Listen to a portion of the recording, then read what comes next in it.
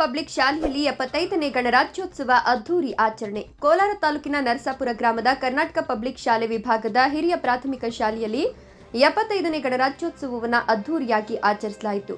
ತಾಲೂಕಿನ ನರಸಾಪುರ ಗ್ರಾಮದ ಕರ್ನಾಟಕ ಪಬ್ಲಿಕ್ ಶಾಲೆಯಲ್ಲಿ 75ನೇ ಗಣರಾಜ್ಯೋತ್ಸವ ಪ್ರಯುಕ್ತ ಗ್ರಾಮ ಪಂಚಾಯಿತಿ ಅಧ್ಯಕ್ಷ ಕೃಷ್ಣಪ್ಪ ಅವರು ಧ್ವಜಾರೋಹಣ ನೆರವೇರಿಸಿದರು.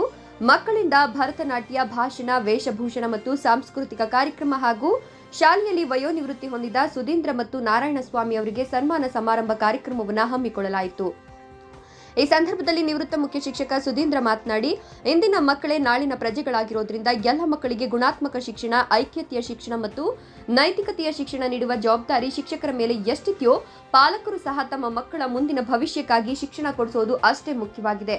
ಭಾರತ ಬಲಿಷ್ಠ ರಾಷ್ಟ್ರವಾಗಿ ಹೊರಹೊಮ್ಮಲು ಶಿಕ್ಷಣವೇ ಅಸ್ತ್ರ. ಪ್ರತಿಯೊಬ್ಬರು ವಿದ್ಯಾವಂತರಾದಾಗ ಮಾತ್ರ ದೇಶದ ಪ್ರಗತಿ ಸಾಧ್ಯ ಅಂತ ಹೇಳಿದ್ರು.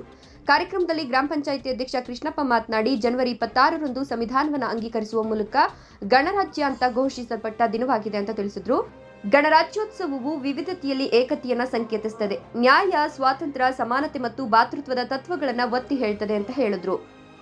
ಹಿರಿಯ ಪ್ರಾಥಮಿಕ ಶಾಲೆಯ ಮುಖ್ಯ ಶಿಕ್ಷಕರಾದ ಸೊನ್ನೇಗೌಡ ಮಾತನಾಡಿ, 1947ರ ಆಗಸ್ಟ್ 15ರಂದು ಭಾರತಕ್ಕೆ ಸ್ವಾತಂತ್ರ್ಯ ಸಿಕ್ತು.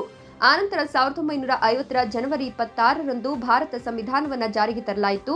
ಅಂದಿನಿಂದ ಪ್ರತಿ ವರ್ಷ ಜನವರಿ 26ರಂದು ಗಣರಾಜ್ಯೋತ್ಸವ ದಿನವನ್ನಾಗಿ ಆಚರಿಸಿಕೊಂಡು ಬರಲಾಗಿದೆ.